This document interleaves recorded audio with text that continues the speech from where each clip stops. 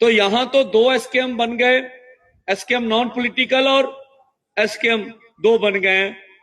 तो कोशिश करो नए ढंग से सोचा जाए, नए ढंग से किया। चलो हमने कोशिश शुरू कर दी। और पहले उत्तर भारत के 18 संगठन इकट्ठे हुए। शुरुआत में तो दर्शनपाल जी भी हमारे साथ थे, सुरेश कौथ भी साथ था, पता नहीं किस कार के बस चले गए, हमें तो कुछ भी नहीं पता चला। अब देखिए, कोई नेचुरली भगवान की कृपा से कुछ कार्य हो जाते हैं।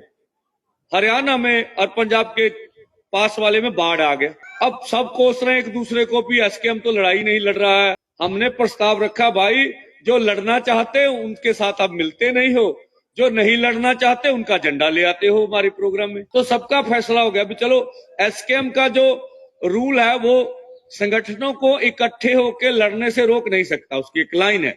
हमने बोला अच्छी बात है। तो हमने एक बाढ़ के ऊपर कॉल कर दी चंडीगढ़ की ओर, ये 18 संगठन थे। तो किसी भी दूसरे और फोरम का हमें हेल्प नहीं मिला। चलो हम गए, हरियाणा वाले हरियाणा में पिट गए, पंजाब के एक संगरूर में बीके जो आजाद के साथी थे उनके एक साथी शहीद हो गए। आंदोलन हमने खूब लड़ा, 10-12 दिन में हमने परिस्थितियां कंट्रोल कर ली।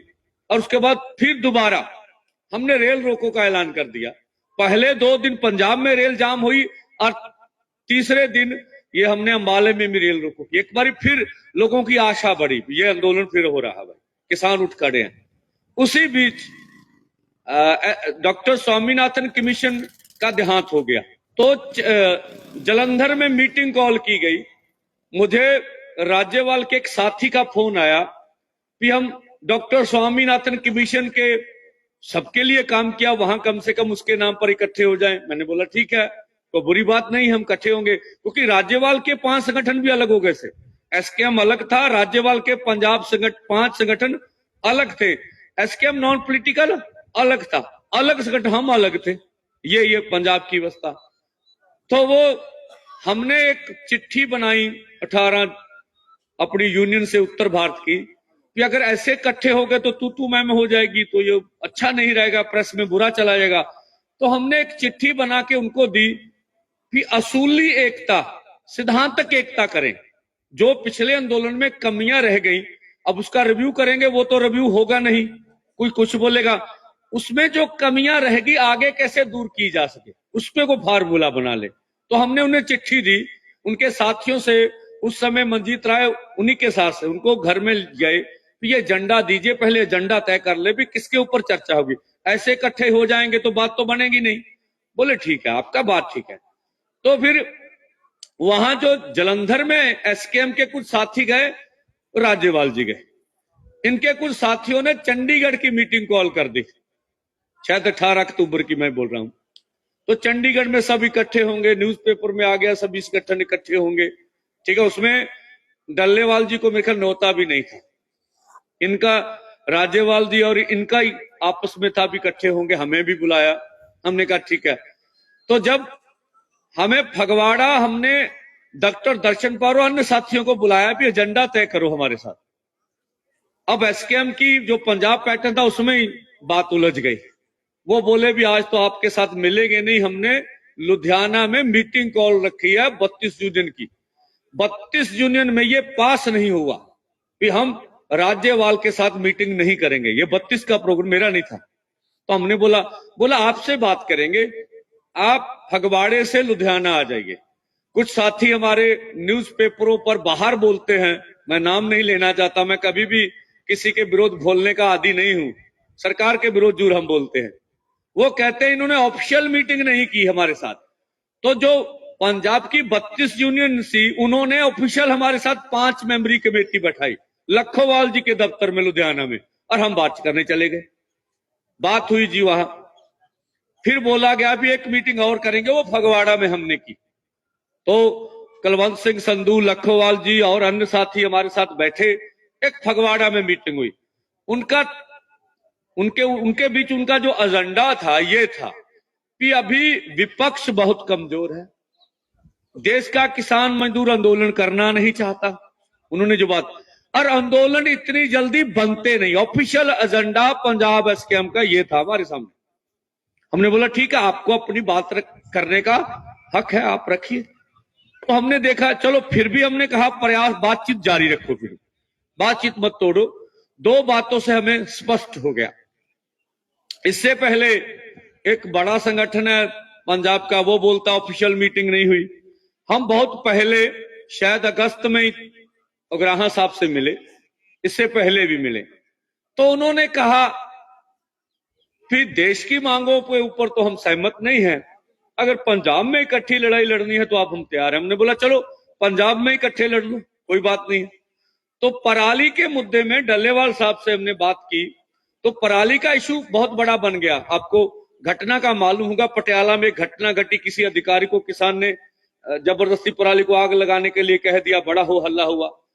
तो हमने बोला भी डल्लेवाल साहब का फोरम भी सहमत है, चलो पराली के मुद्दे में आपको कोई आपत्ति है तो पराली के मुद्दे में ही एक आंदोलन कर लेते हम लोग।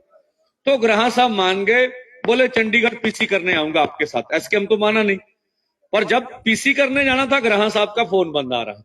मैंने उसके और संगठन को फोन किया कि उग्राहा साहब अगर आपको मंजूर नहीं तो जवाब दे दीजिए। तो उग्राहा साहब ने कहा भी मेरी यूनियन में अभी हमने पंजाब की मीटिंग बुला ली है, फैसला नहीं कर पाए, बोल के हमें नहीं आए। चलो उनका अपनी मर्जी, उनका आजाद संगठन है, कहां उन्होंने आना है कहां उन्होंने नहीं आना, हमारा इससे कुछ लेना देना नहीं। तो हम लगातार पूरा प्रयास करते रहे। मेरे मोबाइल में 16 मीटिंग है बाई डेट बाय, हमने प्रेस कॉन्फ्रेंस करके भी पंजाब को बताया था। जब ये बातें निकल के आई थी कि हमें तो बुलाया नहीं गया, मैंने डेट बाई डेट, तो हमने पीसी में कहा था भाई इन डेटों में ये लीडरों से हमने जाके मिले हैं भाई, हमने प्रयास पूरा किया। गुरनाम सिंह चडूनी से पहले भी घर जाके मिले थे, 2 बार मैं भी मिलने गया था। तो यही हाथ जोड़कर हमने उनसे कहा था, आप एक हरियाणा को रिप्रेजेंटेटिव करने वाले बड़े चेहरे हो, आपका अच्छा दबदबा है और आपका लड़ाई का ढंग भी हमें पंजाब को पसंद आता है। हमारी हाथ जोड़ के विनती है, जब तक आंदोलन चलेगा आप इलेक्शन की बात को छोड़ दो, बाद में जो मर्जी करना। तो बाहर आके उन्होंने पीसी में हमारे अगेंस्ट जो कुछ बोला आपने भी सुना, मैं उस पर जाना नहीं चाहता। तो जो आप प्रयास कर रहे हैं हमने छोड़े नहीं, हम लगातार प्रयास करते रहे। और जो उग्राहा साहब प्रेस कॉन्फ्रेंस में चिट्ठी दिखाते हैं, जो हमने चिट्ठी लिखी जवाब में, हमने कहा हम आज भी रिव्यू के लिए तैयार है। रिव्यू का मतलब पड़ताल कर लें कि किसने गलती की पिछले आंदोलन में। तो हमें लगा भी ये बात निपटेगी नहीं, एक दूसरे पर दोष देते रहेंगे, बात नहीं।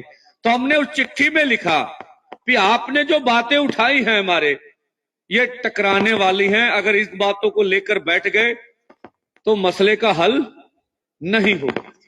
ठीक है जी, तो आप इनको छोड़कर अभी आंदोलन के बारे में बात करें, जिसको उग्राहा बोलता, अब ये बोलते हमारी बात ही मानी, ऐसा नहीं बोलते हम लोग, ये आपत्ति उनकी उचित नहीं है। हम तो बोलते भी अब की बात करो, जो आपने अभी करना कर लो। तो उन्होंने फिर हमसे मिलने से चिट्ठी, लास्ट मीटिंग उग्राहा साहब आए, 2 मीटिंगें शंभू बॉर्डर पर हुई उनके साथ हमारी। लास्ट मीटिंग में हमने कॉपी में लिख लिया और उग्राहा साहब की ड्यूटी लगी भी मैं स्कैम से बात करके आपको वापस कॉल करूंगा। उसके बाद कॉल नहीं आई उग्राहा साहब की। हमने राज्यपाल जी को फोन कराया भी जो हमने सहमति बनाई उग्राहा के साथ उसका आपको मालूम है। तो राज्यपाल ने कहा मुझे तो पता ही नहीं। ठीक है, फिर हमने दर्शनपाल को कॉल किया कि जो ये आपकी 5-6 मेंबरी कमेटी बनी थी उसने कोई हमें जवाब नहीं दिया। तो बोला मैं बात करके देखूंगा। तो उन्होंने भी बात में, क्योंकि अब किसी भी प्रकार के दर्द से क्यों होना परेशान जब ऑर्थो चार्ज कैप्सूल हो आपके पास। सभी प्रकार के दर्द में आयुर्वेदिक पद्धति पर आधारित रामबाण इलाज। कबीर औषधालय का ऑर्थो चार्ज ऑयल, कैप्सूल और सिरप आपको देता है तुरंत आराम। अनेक प्रकार के दर्द जैसे sciatica, spondylitis, rheumatic pain, arthritis, lumbar pain, सभी दर्द को दूर करने का रामबाण इलाज 100% आयुर्वेदिक जड़ी बूटियों से बनाया गया ऑर्थो चार्ज कैप्सूल और ऑयल एक बार प्रयोग में अवश्य लाएं। अधिक जानकारी के लिए संपर्क करें। एड्रेस कबीर औषधालय, सेक्टर 14, सोनीपत, दिल्ली, NCR।